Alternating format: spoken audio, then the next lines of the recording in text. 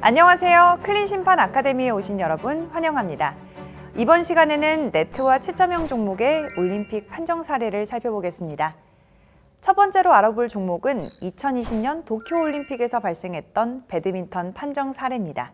이 판정 사례에 대해 분석을 해보도록 할 텐데요. 오늘 같이 해주실 패널분들과 인사 나누도록 하겠습니다. 안녕하세요. 안녕하세요. 네, 배드민턴은 제한된 코트 내에서 네트를 사이에 두고 셔틀콕을 쳐서 주고받는 종목입니다. 선수들이 강한 스매싱을 할 때는 셔틀콕의 순간 속도가 시속 300km까지 나올 정도로 구속이 가장 빠른 구기 종목입니다. 따라서 경기는 보통 상당히 빠른 템포의 랠리를 많이 볼 수 있고요. 셔틀콕과 라켓의 움직임을 놓치지 않는 것은 배드민턴 경기 심판의 주요 덕목입니다. 배드민턴처럼 상당한 집중력과 운동량을 수반하는 긴 랠리 끝에 포인트를 내주는 경우에는 이어지는 플레이에서 심리적 영향이 클 수밖에 없을 것 같아요.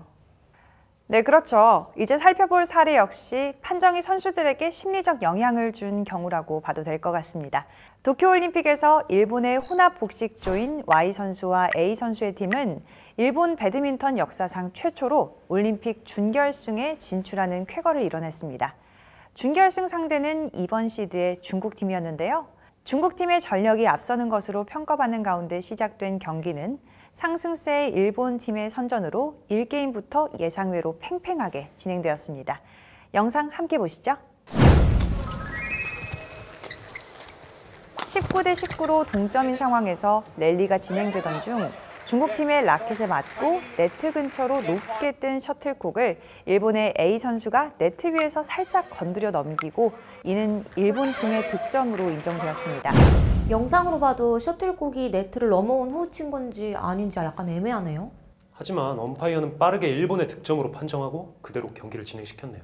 네, 그렇죠. 일본 팀이 20점에 선착하고 곧이어 서브 범실을 범해 20대 20이 됐지만 이후 중국팀의 움직임은 어딘가 모르게 어수선하고 일본 팀은 결국 중국팀을 상대하여 23대 21로 1게임을 따냈습니다.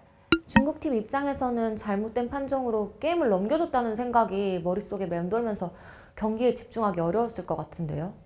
1게임 마지막에 중국팀의 모습이 꼭 그랬죠. 하지만 다행히 중국팀은 나머지 2게임을 모두 승리로 가져가며 결승 진출에 성공했습니다. 그래도 마음을 다잡고 2, 3게임을 가져왔으니까 중국팀으로서는 정말 다행이네요. 셔틀콕은 매우 빠르고 공중에서 양쪽 진영을 반복해서 다양한 속도와 코스로 오가기 때문에 집중한 상태로 경기에 임하는 엄파이어도 때로는 판정하기 애매한 상황이 발생하는 것 같아요. 네, 그렇습니다. 이 사례에서는 속도보다는 네트 위의 공간에서 셔틀콕이 네트를 넘어오기 전에 쳐서 넘겼느냐에 대한 사안이죠. 배드민턴 규정에서는 경기 중 선수의 신체 또는 라켓이 네트를 넘어 상대 코트로 넘어간 경우는 폴트이다. 단, 스트로크 과정에서 자기 코트에 있는 셔틀콕을 친 후에 라켓이 셔틀콕을 따라 네트를 넘어간 경우는 예외다라고 명시되어 있는데요. 여기서 셔틀콕이 네트를 넘어왔느냐의 기준은 규칙에 명시되어 있지 않으나 셔틀콕의 일부라도 넘어왔다면 셔틀콕이 넘어온 곳으로 간주하는데요. 즉, 셔틀콕 전체가 넘어오는 시점이 아니라 셔틀콕의 일부라도 넘어온 시점을 파악해야 하는 거죠. 화면을 다시 한번 볼까요? A 선수는 네트 위에 떠있는 셔틀콕을 가볍게 쳐서 넘기고 순간적으로 라켓이 네트를 넘어가는 모습이 리플레이에서 표시되었네요. 엄파이어는 셔틀콕의 위치를 정확하게 보고 있었고요. 셔틀콕의 일부가 네트를 넘어오고 난 뒤 즉시 일본 A 선수의 히트가 이루어졌다고 정확히 판정을 했습니다. 게임 스코어를 먼저 선점하는 중요한 시점에서의 이러한 정심 하나는 매우 중요한 판정이 될 수 있습니다. 이번 사례와 같이 애매한 경우에도 어쨌든 엄파이어는 빠른 판정을 내려야 합니다. 현재 배드민턴의 경우 비디오 판독은 라인에 대한 판정에만 제한적으로 적용되고 있습니다.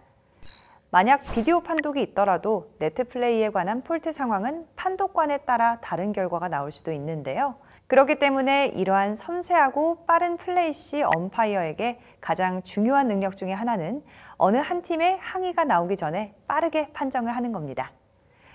또한 해당 사례에서 엄파이어는 중국 선수들과 같이 판정에 항의하는 경우에 그냥 상대 득점이다, 셔틀을 넘겨줘라 라는 의미의 제스처만 취할 것이 아니라 항의가 시작되는 즉시 불러 셔틀의 일부가 넘어간 시점에서 스트로크가 이루어졌으므로 폴트가 아닌 정당한 스트로크로 인정된다라는 간결한 판정 근거를 설명해 준다면 심판에게도 항의한 선수에게도 더 좋은 영향을 줄 수 있었을 것이라고 생각됩니다.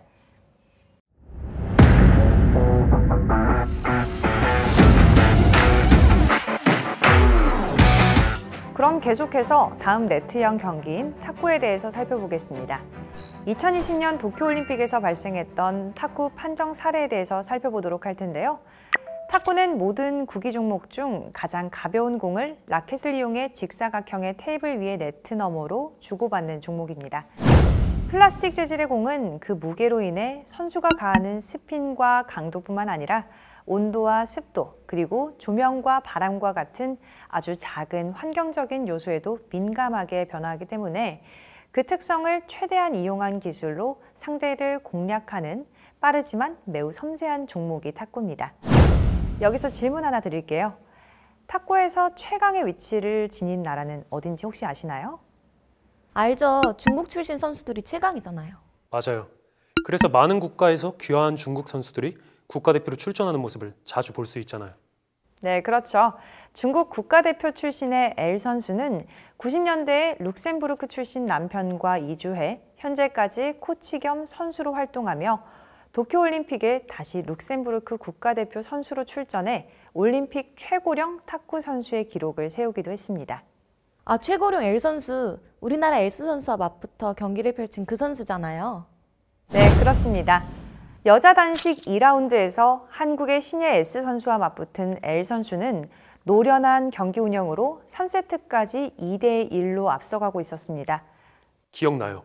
4세트에 들어서자마자 S 선수에게 3연속 실점을 한 순간 L 선수는 돌연 경기장 내 바람 때문에 공이 영향을 받고 있다고 확인을 요청하고 팀 벤치로 가서 앉아 대기하고 그 사이 경기는 중단됐었잖아요.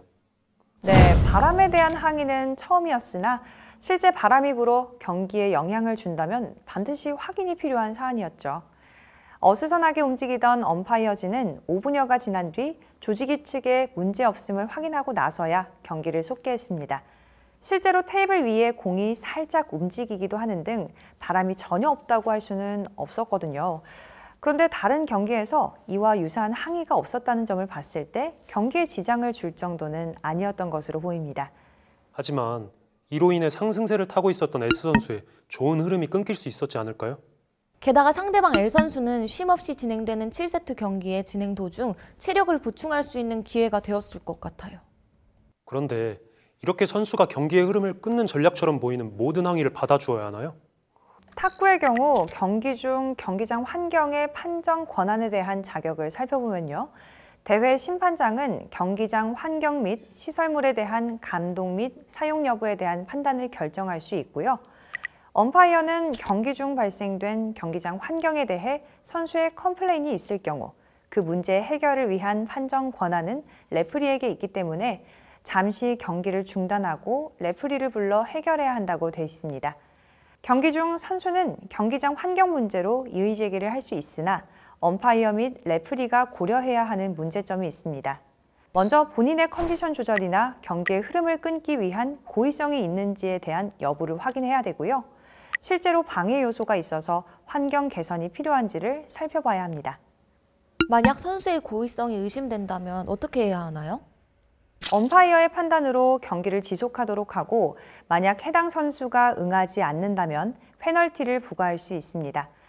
이후 계속 반복된 행동이 발생된다면 레프리를 불러 결정하도록 합니다. 만약에 진짜로 실질적인 방해 요소가 발생되었다면요? 우선 레프리를 불러 결정하도록 하고요. 레프리는 문제 해결이 필요할 경우 CM 또는 TD와 상의해서 해결하도록 합니다. 상대 선수인 L 선수는 비교적 고령의 선수였습니다. 체력 저하가 빨리 오고 오랜 선수 생활을 통해 얻은 경험으로 적절히 규정의 빈틈을 이용해 경기 중 유리하게 상황을 반전시킬 목적으로 보였죠.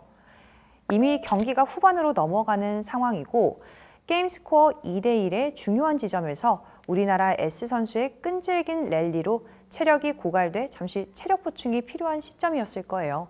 참고로 L 선수는 플레이 성격상 특수한 러버로 경기를 하는 선수여서 긴 랠리가 어려운 선수거든요. 신체적 조건과 체력, 그리고 펜홀더의 전형으로서 불리한 상황을 전환하려는 의도가 충분히 있었다고 생각됐습니다. 그럼 이와 같은 상황을 대처하는 엄파이어는 좀 더 냉철하고 정확했어야 하지 않나요? 이미 경기 시작한 지 오래되었음에도 불구하고 뒤늦게 경기 흐름이 본인에게 불리한 상황에서 에어컨 바람으로 경기를 할 수 없다고 한다면 엄파이어는 이의 제기에 타당성이 없음을 말했어야 하는 게 아니었는지. 더욱이 다른 선수들도 이미 그 테이블에서 경기를 했을 때 아무런 이견이 없었잖아요. 그럼 경기를 중단하기 전에 선수의 의중을 파악하고 또 경기를 지속시켜야 할 필요가 있지 않았을까요? 네, 그렇게 생각할 수도 있겠죠. 결국 레프리가 불려오면서 시간이 흘렀고 L 선수는 의도한 목적을 달성했다고 본다면 한국의 S 선수에게 불이익을 주었기 때문에 엄파이어의 올바른 대처라고 보기엔 어려울 수 있습니다. 규정상 선수가 환경에 대해 이의 제기를 했을 때 엄파이어에게 레프리의 판단이 필요한 경우도 있겠지만 경기의 흐름을 파악하고 이해했다면 경기를 지속시키는 것이 더 좋은 판단이라고 생각합니다.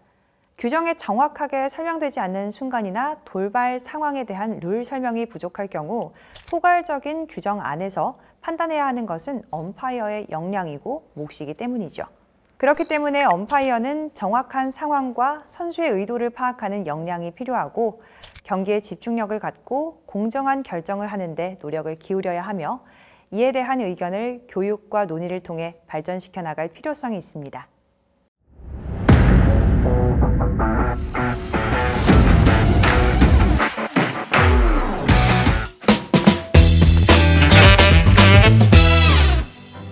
안녕하세요. 이번 시간은 대한체육회 심판위원장으로 활동하고 계신 배구 심판계 레전드 김건태 위원장님 모셨습니다. 안녕하십니까. 김건태 위원장입니다. 네, 위원장님 만나 뵙게 돼서 정말 영광입니다. 오늘은 2020 도쿄올림픽에서 있었던 여자 배구에 대해 알아보려고 하는데요. 이 대회는 온 국민의 마음을 뜨겁게 하나로 모았던 경기들이 이어졌죠. 도쿄올림픽에서 여자 배구는 총 12개 팀이 진출해 2계조로 나뉘어 조별리그를 치른 뒤 8강 토너먼트를 통해 승자를 가리는 방식으로 치러졌습니다. 한국의 경우 처음으로 외국인 감독을 영입해 올림픽을 위해 전력을 가다듬었죠. 그러던 중 여러 이슈로 인해 어수선해진 분위기에서 다시 팀을 추스리고 연달아 극적인 승부를 연출하면서 국민적 성원을 받은 대회로 기록되어 있습니다. 네, 지금 다시 생각해도 가슴이 울렁거리는 것 같은데요. 그런데 이 대회에서도 우리를 황당하게 만들었던 상황이 발생했었죠. 네, 아시아 조별리그 2차전에서 최약체로 꼽히는 케냐와 맞붙은 한국팀은 1, 2세트를 모두 승리한 뒤 3세트에서도 앞서가고 있었습니다. 13대 13으로 앞선 상황에서 한국팀의 P 선수의 후위 공격이 아웃 판정을 받았고 한국팀에서는 케냐의 브로킹 네타치에 대한 챌린지를 요청했습니다. 비디오 판독 화면에서는 한국팀의 브로킹 네타치를 확인하고 있었습니다. 잘못된 화면이 뜨자 주심은 헤드셋을 통해 상당 시간을 소요하면서 다시 케냐의 브로킹 네타치를 확인하는 상황이 발생했습니다. 챌린지 규칙에는 랠리 종료 후 챌린지는 마지막 랠리 장면만을 요청하게 되어 있습니다. 랠리 중간에 한국팀의 브로킹 장면을 판독하는 장면을 보여주는 해프닝이 발생하였습니다. 이것은 비디오 판독 심판의 결정적인 실수로 보여집니다. 한국 프로배구는 랠리 종료 후 중간 랠리에 대한 요청을 할 수 있습니다. 이 부분이 다르다고 할 수 있겠습니다. 네, 챌린지에도 그런 규칙들이 정해져 있군요. 해당 경기에서는 또 다른 이슈도 있었던 것으로 아는데요. 네, 이 장면에 이어서 잠시 후 15대 11로 앞서고 있던 한국팀의 서비스를 받은 케냐의 라이트 공격수 C 선수의 스파이크가 한국의 Y 선수의 손을 맞고 네트를 넘어가는 순간 우리나라의 K 선수와 케냐의 C 선수가 네트 위에서 경합을 벌였고 공은 C 선수의 손에 맞고 아웃되는 것으로 보였습니다만 주심은 한국팀의 터치아웃을 선언하였죠. 저도 이 상황이 기억이 나는데요. 볼 아웃 판정을 한 주심이 오히려 케냐의 득점으로 인정을 해서 우리 주장이 강하게 항의했었죠.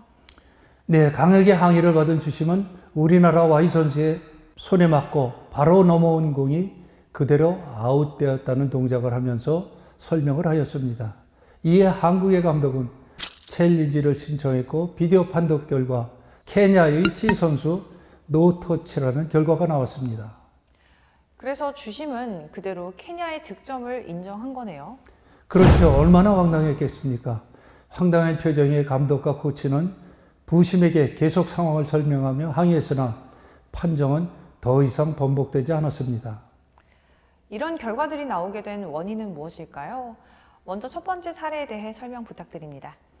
네, 첫 번째 챌린지는 그 대상을 잘못 확인한 것을 바로 잡는 데에만 장시간 5분이 소요되었습니다.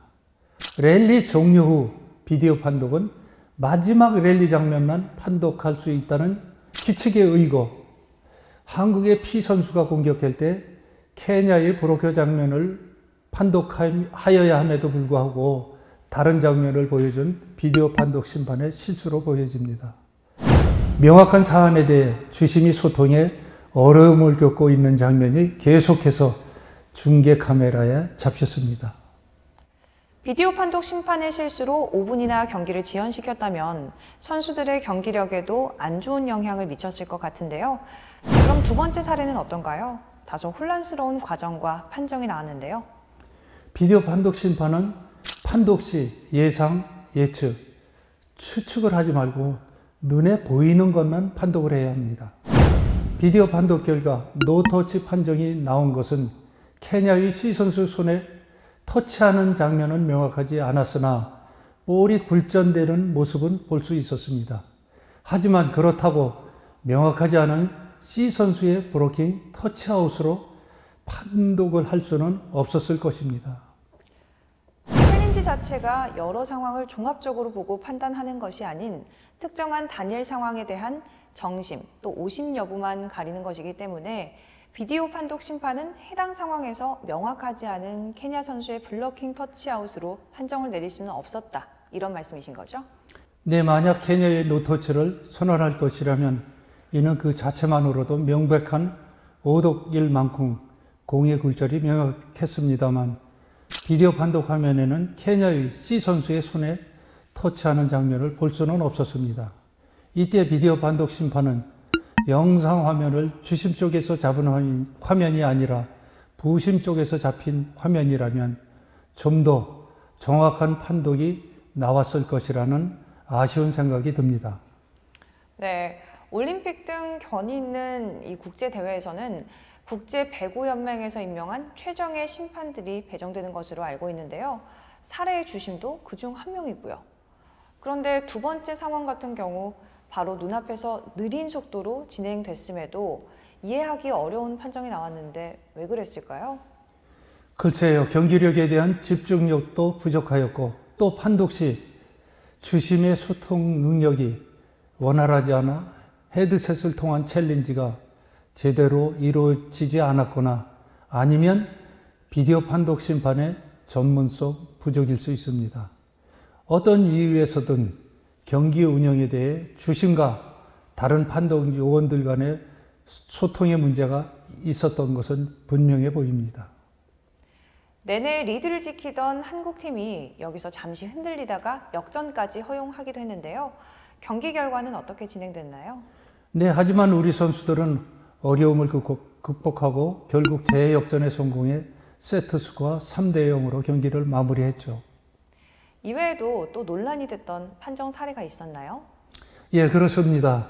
도쿄올림픽 여자배구 8강전 한국 대 터키전 세트 스코어 1대1 3세트 24대 23으로 한국이 리드한 절체절명의 상황에서 한국의 Y 선수의 비속공을 주심이 어이없는 캐치볼 반칙을 서는 큰 파장을 일으킨 사안입니다.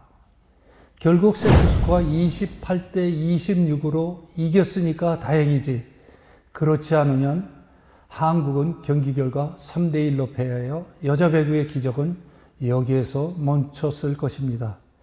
배구 경기 규칙 9의 2의 2, 선수가 볼을 잡거나 던져서는 안 된다, 이렇게 되어 있습니다. 즉, 배구 선수가 볼을 잡거나 던져서는 안 된다, 이렇게 되어 있고요. 그 다음에는 규칙 9의 3의 3, 캐치볼이라 함은 볼을 잡거나 던지는 행위, 즉 잡거나 던지는 행위, 이러한 히트에 의한 리바운드는 허용되지 않는다라고 되어 있습니다. 그런데 24대 23에서 한국의 Y 선수의 비속공은 아주 이런 식의 매우 클린 히트볼이었습니다. 자, 이것을 캐치볼이라고 판정을 내리게 되면 배구 경기에서는 모든 것이 다 반칙입니다. 심판 여러분들, 볼 핸들링, 캐치볼 반칙에 유의하여 주시기 바랍니다. 이런 여러 가지 어려운 상황에서도 좋은 모습을 보여준 우리 선수들이 다시 한번 자랑스러워집니다. 그럼 앞서 살펴본 사례들을 통해 우리가 좀 더 생각해 보아야 할 문제는 어떤 것이 있을까요?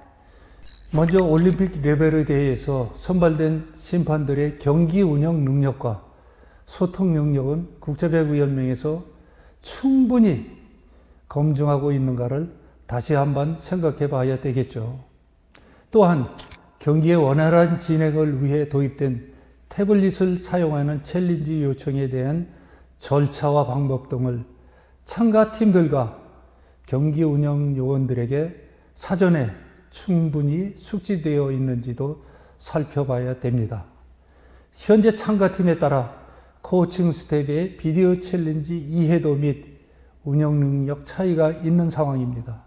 그리고 배구 경기에서 가장 중요한 볼 핸들링 반칙, 즉 캐치볼, 더블 컨택에 대한 연구를 소홀히 해서는 안 된다고 생각을 합니다. 네, 아무래도 큰 대회인 만큼 더욱 철저한 준비가 필요할 것이라는 생각이 듭니다. 말씀 잘 들었습니다. 귀한 시간 내주셔서 감사합니다. 지금까지 김건태 위원장님과 함께했습니다.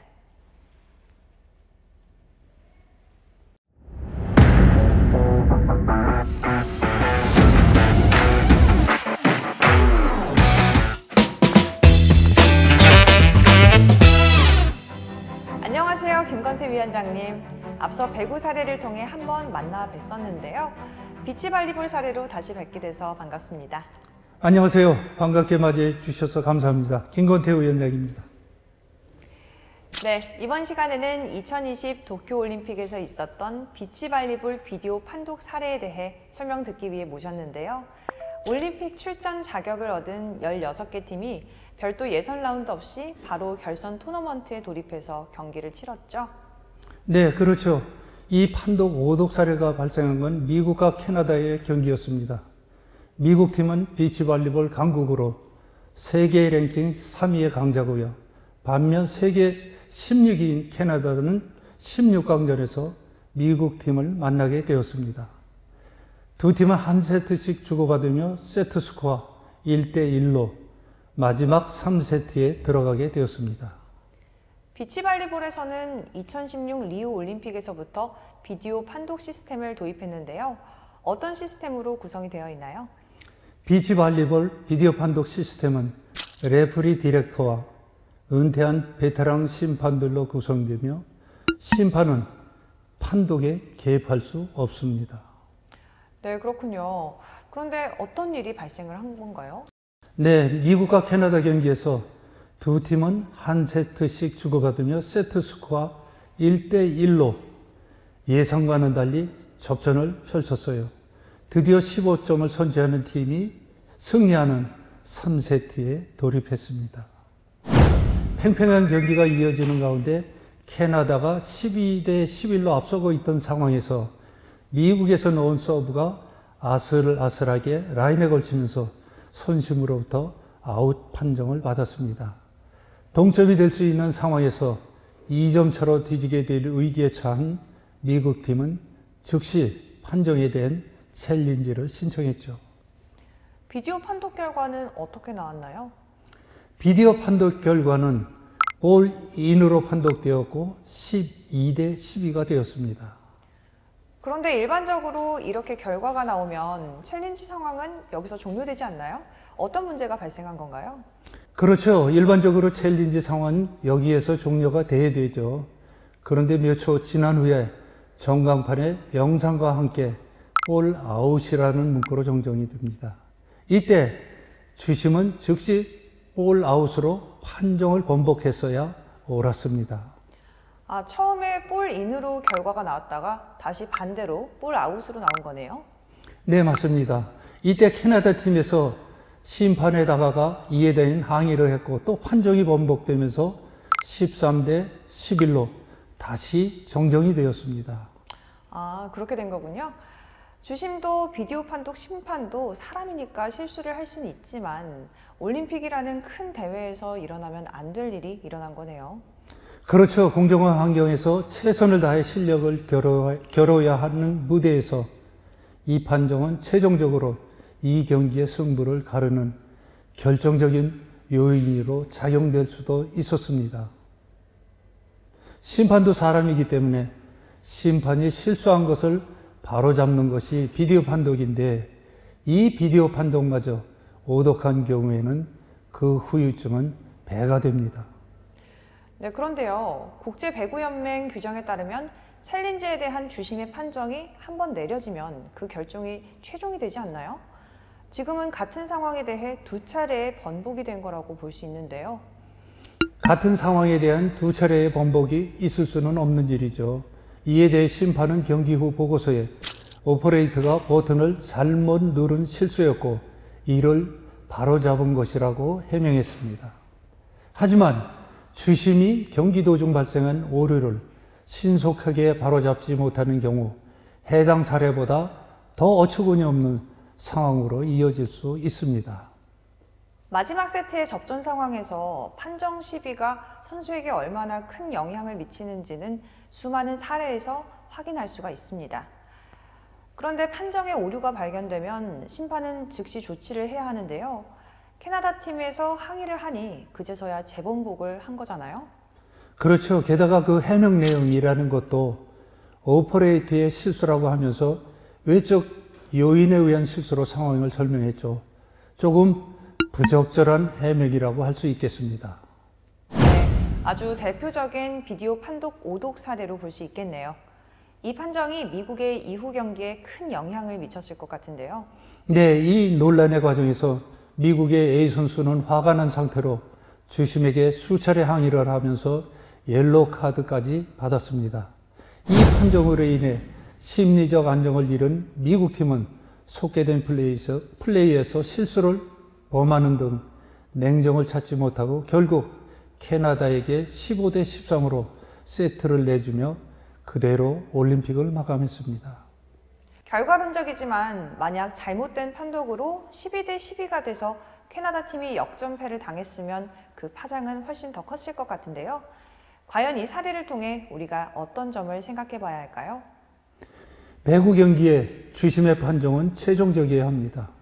최종 판정을 내리기 전에 부심, 선심의 판정을 확인을 거듭한 후에 판정을 내려야 합니다. 하지만 심판도 사람이기 때문에 실수를 할 수밖에 없습니다. 심판이 자신의 잘못을 인지하고 즉시 번복하는 것이 하지 않는 것보다 나은 결과를 낼 수 있겠죠. 또한 심판 배정은 항상 수많은 경험과 경륜을 겸비한 심판을 배정함으로써 이러한 사례를 예방할 수 있을 것입니다. 네, 올림픽은 모든 선수들이 몇 년 동안, 어쩌면 더 오랫동안 준비를 해서 치르는 경기인데요. 이런 선수들이나 팀에 부정적 영향을 주지 않도록 올바른 판정과 비디오 판독이 이루어져야 할 것 같습니다. 말씀 잘 들었습니다. 귀한 시간 내주셔서 감사합니다. 지금까지 김건태 심판위원장님과 함께했습니다.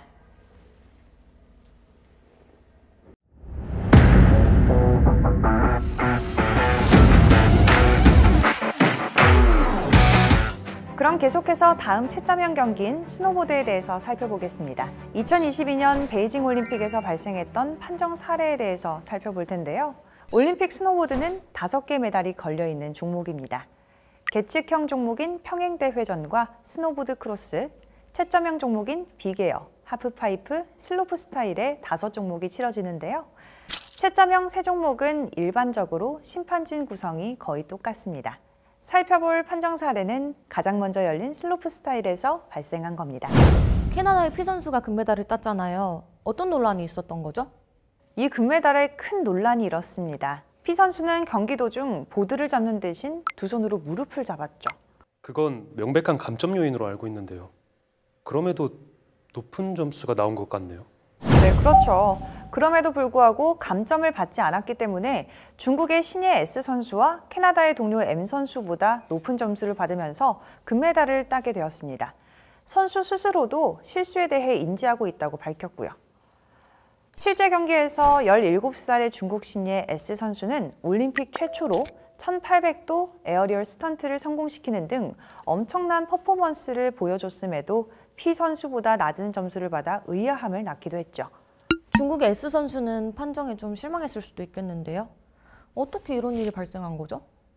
심판들은 현재 제공되는 영상 소스만으로는 사각지대가 존재하고 놓치는 부분이 발생할 수 있다고 주장을 합니다.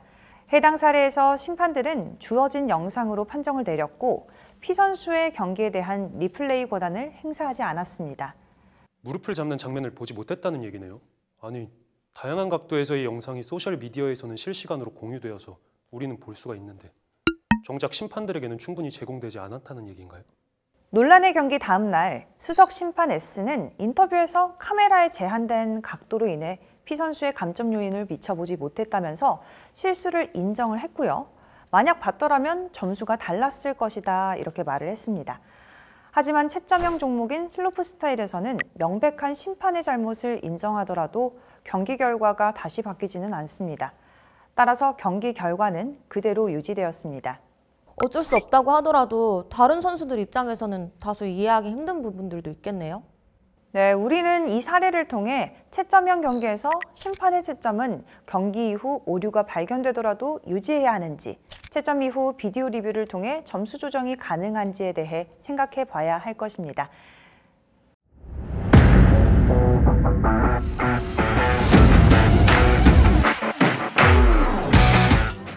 그럼 계속해서 다음 채점형 경기인 스노보드 하프파이프 종목에 대해서 살펴보겠습니다. 2022년 베이징 올림픽에서 발생했던 판정 사례에 대해서 살펴볼 텐데요. 스노보드 하프파이프는 프리스타일 스키의 하프파이프와 유사한 종목으로 지난 10여 년간 미국의 W 선수가 독보적인 강자였으나 평창올림픽 이후로 기술적인 발전이 상당히 이뤄지면서 새로운 강자들이 등장했습니다. 세계 랭킹 1위인 일본의 H 선수를 필두로 일본 선수들의 약진이 눈에 띄었습니다. H 선수는 특히 베이징 올림픽 직전에 열린 슈퍼파이프 대회에서 역사상 최초로 트리플 코크 기술을 성공시키는 등 상승세를 타고 있었습니다. 베이징 올림픽에서는 예선에서 2라운드의 경기를 펼쳐 상위 12명이 결승에 올라가고 결승에서 3라운드의 경기를 펼쳐 그중 가장 높은 점수를 받는 선수가 승리합니다. 네, 경기를 보니 예선에서 1위로 결승에 오른 일본의 H 선수가 가장 강력한 우승 후보인 것 같더라고요. 네, H 선수는 1라운드에서 경기 도중 착지에 실패한 뒤 2라운드에서 올림픽 역사상 최초로 하프파이프에서 전방 트리플 코크 기술로 착지를 성공하는 등 완벽한 연기를 펼쳤고요. 현장에서는 큰 환호가 터져 나왔습니다. 와, 진짜 멋진 경기네요. 선수도 자신의 경기에 만족해하는 것 같아요. 스노보드 선수 출신인 NBC의 T 해설자는 앞으로 다시는 이런 연기를 볼 수 없을 것이라면서 98점짜리 경기였다라고 흥분된 어조로 해설을 하기도 했고요. 물론 T 해설자도 개인의 주관적인 의견을 말한 내용이지만요. 그런데 점수가 역대 최고의 연기를 펼친 것 치고는 91.75점인데요. 선수가 점수를 보고 실망한 것 같아요. 앞서 역시 무난히 경기를 마친 호주의 제이 선수보다 0.75점 뒤졌는데요. H 선수의 압도적인 경기에도 불구하고 2위로 채점된 것에 대한 문제가 제기됐죠. H 선수는 냉정함을 유지한 채 마지막 단 한 번의 기회인 3라운드에서 또다시 완벽한 트리플 코크를 성공시켰고 96점을 받아 금메달을 획득했습니다. 하지만 2라운드에서 낮은 점수를 부여한 심판의 채점 문제는 트리플 게이트라는 명칭으로 이슈가 되기도 했습니다. 이 판정은 심판이 고의로 점수를 조작하거나 편파적 판정을 한 건가요? 아니요. 채점형 경기에서 심판이 고의로 점수를 조작하거나 편파적이라는 증거는 어디에도 없습니다. 심판의 전문성에 기초한 주관적인 평가에 따른 점수의 합산으로 평가가 이뤄지니까요. 그리고 해당 종목의 경우 6명의 심판이 점수를 매겨 최고와 최저 점수는 제하고 나머지 4명의 점수의 평균을 매겨 채점을 하는 방식으로 부정 또는 채점 실수를 보완하고 있기 때문이죠. 그럼 이렇게 잘하고도 선수의 기대보다 낮은 점수를 받을 수도 있다는 거네요. 스노보드의 채점 기준은 완성도, 다양성, 난이도, 높이, 발전성 이렇게 5가지며 채점은 6인 심판의 주관적인 판단에 의해 이루어집니다. 6명 모두가 같은 점수를 줄 수 있지만 크게 다른 점수가 나올 경우도 존재하겠죠. 하지만 6명의 심판의 판정을 규정에 따라 보완하여 최종 점수가 나오는 만큼 판정을 존중해줘야 하는 부분이라고 생각이 됩니다. H 선수는 이후 인터뷰에서 회전 기술에 대한 채점 기준이 없고 심판의 주관에 크게 좌우되는 점을 지적하면서 아쉬움을 나타내기도 했는데요. 하지만 H 선수는 마지막 시기에 중압감을 이겨내고 멋진 연기로 금메달을 획득해 세계 최강자의 면모를 자랑했습니다. 채점 논란에 시달렸던 베이징 올림픽 이후 스노보드는 판정 시스템에 대한 근본적인 대책을 요구하는 여론이 형성됐지만 아직까지 스키 종목 중심인 FIS 차원에서 스노보드 경기 운영 개선을 위한 별다른 움직임은 보이지 않고 있습니다. 우리는 이 사례를 통해 현행 채점 기준에서 보강되어야 할 부족한 부분은 무엇인지, 또한 각 심판별 채점 결과의 발표는 공정성을 위해 필수적인가, 아니면 논란을 일으키는 요인 중 하나인가에 대해 생각해봐야 할 것입니다.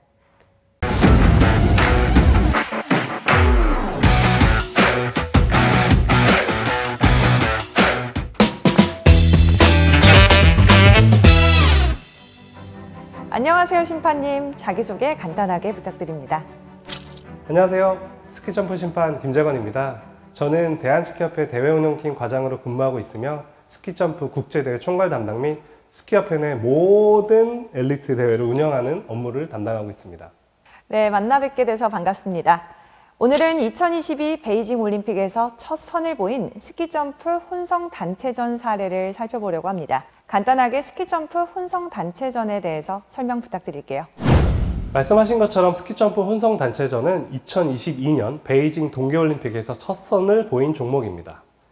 노멀일에서 여자, 남자 순서로 점프를 하며 총 4명의 선수가 2번의 점프, 총 8번의 점프 점수를 합산하여 팀 순위를 부여하는 경기입니다. 스키점프는 종목 특성상 점프를 한 후 가능한 채공 시간을 길게 하여 먼 거리를 착지해야 합니다. 따라서 스키점프 선수들의 경기 복장은 직립 상태에서 신체 치수와 일치해야 하며 신체 부위에 따라 최소 2cm, 최대 4cm의 허용 오차로 규정하고 있습니다. 네, 스키점프의 복장 규정은 다른 종목보다 훨씬 엄격한 것 같아요. 혹시 따로 이유가 있을까요? 유니폼이 몸에 착 달라붙지 않고 여유가 있을 경우 공중에서 공기의 저항을 더 받게 되며 이는 채공 시간에 직접적인 영향을 줄 수 있기 때문입니다. 스키점프에서 복장 규정은 속옷과 재봉선까지 명시할 정도로 엄격한 편에 속합니다. 실제로 이에 서비스맨이라고 하는 재봉사가 없고 선수 채용 변화가 있는 선수들은 대회에서 실격 처리를 받은 사례가 많습니다. 정말 엄격하네요. 실력도 중요하지만 복장 규정 또한 잘 지켜야겠네요. 그런데 이 혼성 단체전에서 총 5명의 여자 선수에게 실격 판정이 내려지는 초유의 사태가 발생했었죠. 어떤 상황이었나요? 스키점프 혼성 단체전에서 독일, 오스트리아, 일본, 노르웨이에서 총 5명의 여자 선수에게 실격 판정이 내려지는 초유의 사태가 발생했습니다. 점프 후에 랜덤으로 진행된 경기 복장 점검 결과 복장 규정을 위반했다는 사유에서였습니다. 네, 그러니까 점프 후에 점검한 결과 위반 사유가 발견됐다는 말씀이신 거죠. 그런데 경기복은 점프 전에 점검을 해서 지적을 받아야 되지 않나요? 맞습니다. 그게 논란의 이유였죠. 경기복 점검 후에 실격 사유가 확인되었음에도 선수들은 정상적으로 점프를 하기 전에 해당 사실에 대해 지적받지 않았고 이후 점프를 하고 점수까지 나오고 나서야 다시 경기복장을 점검하여 실격 처리를 발표한 데서 촉발되었습니다. 게다가 이 사태가 발생하기 이틀 전에 개인전에서 같은 복장으로 출전한 선수도 있었다고 들었습니다. 맞습니다. 이틀 전 개인전에서 같은 복장으로 출전했던 일본의 에이스 D 선수는 103m를 점프하면서 3위와 큰 점수 차이로 2위에 올라섰음에도 그 뒤에 오스트리아, 독일 선수들과 함께 실격을 당해 눈물을 보이기도 했습니다. 독일의 K 선수 역시 이틀 전 열린 여자부 노멀 개인전에서 같은 복장으로 출전해 문제없이 경기를 치러 은메달까지 획득하였고, 노르웨이의 S 선수는 심판이 평소와는 다른 방식으로 자세를 측정했다는 불만을 제기하기도 하였습니다. 네, 심판이 평소와는 다른 방식과 또 자세로 측정했다는 불만이 나왔다고 하는데 심판마다 측정하는 방식이 다른 건가요? 네, 사례를 알아보니 복장을 점검하는 심판이 여자 경기에서는 A라는 심판이, 남자 경기에서는 B라는 심판이 각각 배정되어 복장 점검을 했는데, 혼성 경기에서는 남자 경기를 주관했던 B 심판이 여자 선수들의 복장을 점검하면서 여자 경기 때와는 다른 방식과 자세로 점검을 진행했던 것 같습니다.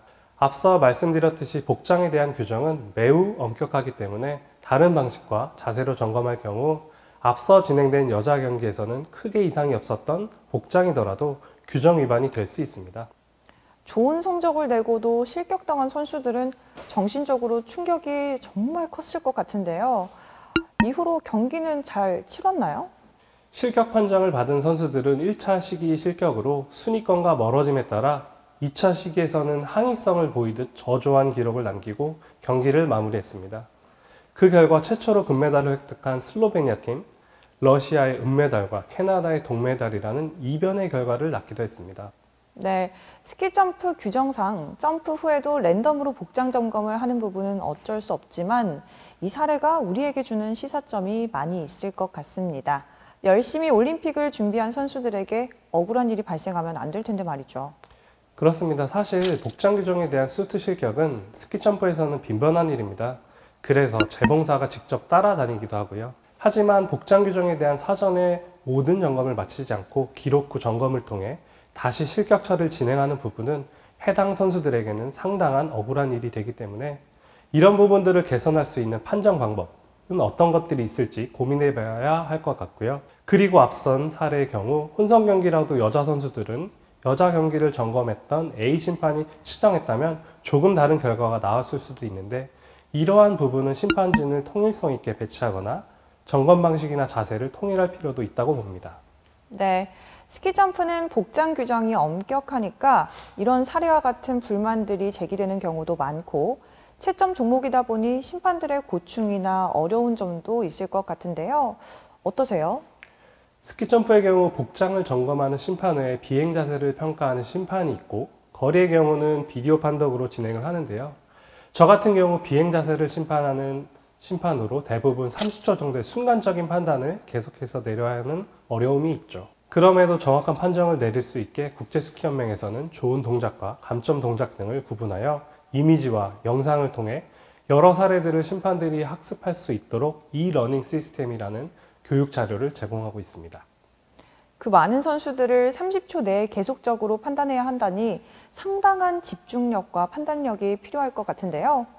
또 국제스키연맹에서도 심판의 역량을 위해 좋은 시스템들을 제공하고 있는데 이런 점들은 다른 종목에서도 활용하면 심판분들에게도 많은 도움이 될 것 같습니다. 또 스키점프 심사 시 어려운 점이 있었을까요? 개인적으로 제가 스키점프 심판을 하면서 어려웠던 부분은 바로 추위입니다. 첫 국제심판으로 배정된 대회가 영하 20도 가까이 내려가면서 손가락이 마비될 것 같은 느낌을 받았고, 점프 심판 특성상 창문을 열고 밖을 내다보면서 채점을 진행해야 합니다. 겨울 대회를 오랫동안 경험해왔지만 영하 20도는 아직도 당해내기가 어렵습니다. 네, 영하 20도라니 생각만 해도 몸이 덜덜 떨리는데요. 야외에서 진행되는 종목의 경우 날씨 등의 어려운 점도 많을 것 같습니다. 그럼에도 선수들의 노력이 헛되지 않도록 항상 노력해 주시는 심판님들께 감사의 말씀을 드립니다. 귀한 시간 내주신 심판님께도 감사합니다. 스키점프 김재권 심판님과 함께했습니다.